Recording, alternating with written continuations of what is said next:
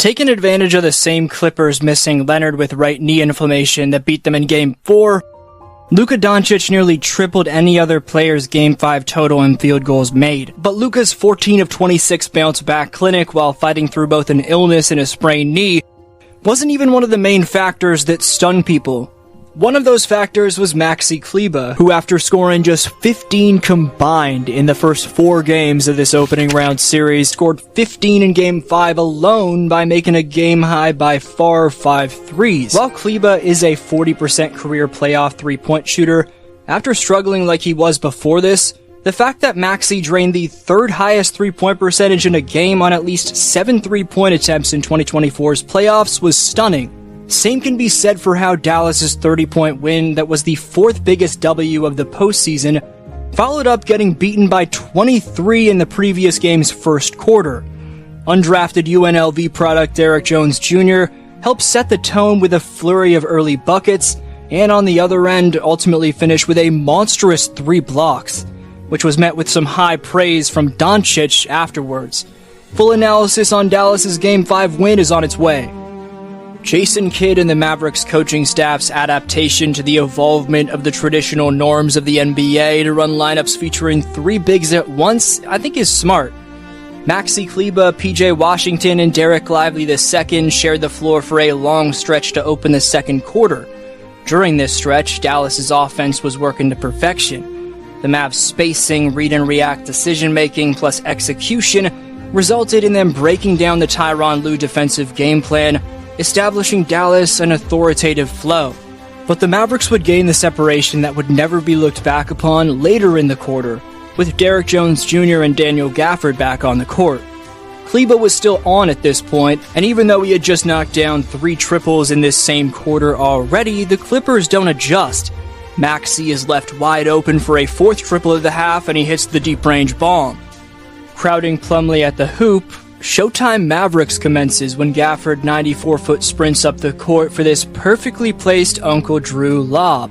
Despite being funneled to the short corner, Irving then somehow finds a way to get this shot off over the hard closeout of Amir Coffey. Extending the Maverick advantage from 8 to 11, Jones Jr. spaces the floor for 3 of his 12 off the Dallas bench as Derrick's proven to be an overlooked asset. Off the Harden turnover, it's his former teammate in Irving mercilessly taking it at Powell in transition for this lefty scoop on the right side, and Uncle Drew's hyped. Breaking this game wide open, though, was the banged-up, having been struggling, which we'll get to more on, Luka Doncic. A stationary change of direction tween right gets him to the elbow, where a tween to his left hand, flowing into a step back, still forces him to change his release to evade Zubats. Great defense, but that shot-making is nuts. After a horn screen, Man guesses jump shot, putting him behind Doncic. Zubats leaves the paint wide open and drop, and Man swiping on his trail nets Luka the and one. On 8th straight Doncic point without an answer from the Clippers, he generates off a lively ball screen where Luka uses 3 hesitations while looking at Derrick on the roll, maybe gets away with a few carries, but nonetheless gets to his spot for the crafty as ever drifting back post hook. While Luka's led the Mavericks in scoring, rebounding, passing, and playing time so far in the postseason, it's been Kyrie Irving who's been this team's most efficient playoff performer thus far.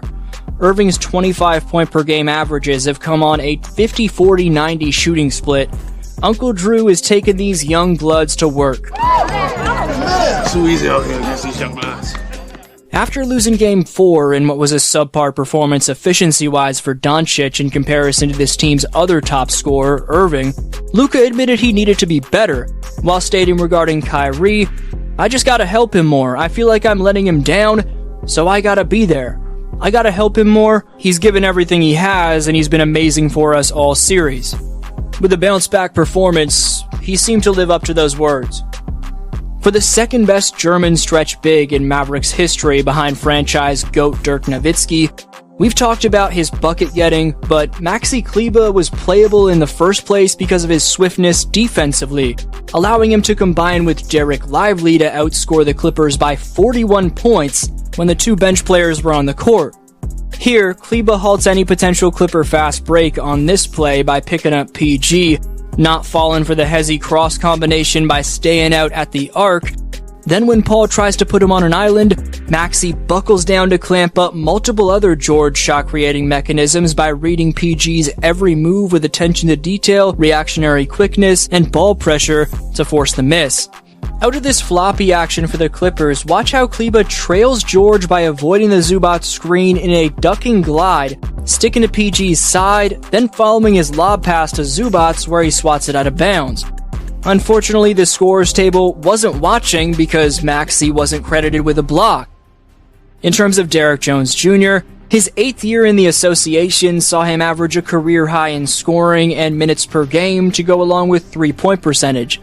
That said, Derrick's been able to stay in this league for a span that's now gone longer than the average NBA career because of his combination of reach, athleticism, and versatility. Jones Jr. has found a home in the association as a 3-and-D wing player, but it's his dunk contest champion-tested springiness that can make him a special X-factor. When DJJ is making the right decisions and playing with a high IQ like he was in Game 5, that's crucial for him. Here was Jones Jr.'s personal reflection on his career and what it's made out of him. I was undrafted. I went into situations where I wasn't supposed to be on the roster or playing, and I fought my way into a roster spot, and I fought my way into rotation, and I'm going to keep fighting until the day I die. It's just who I am. I always fight, and I never give up.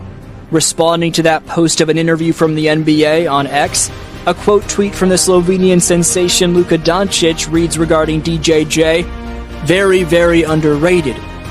That's some high social media praise right there from the Dawn. Speaking of praise, and on this channel, I made the hot take prediction the Mavericks would win at least a playoff round or two in my last Dallas video back in late March. Go fact check me on that by watching that after this. For right now, with how well Kyrie Irving's playing, this gives Doncic the best talent he's ever had next to him at the most important time.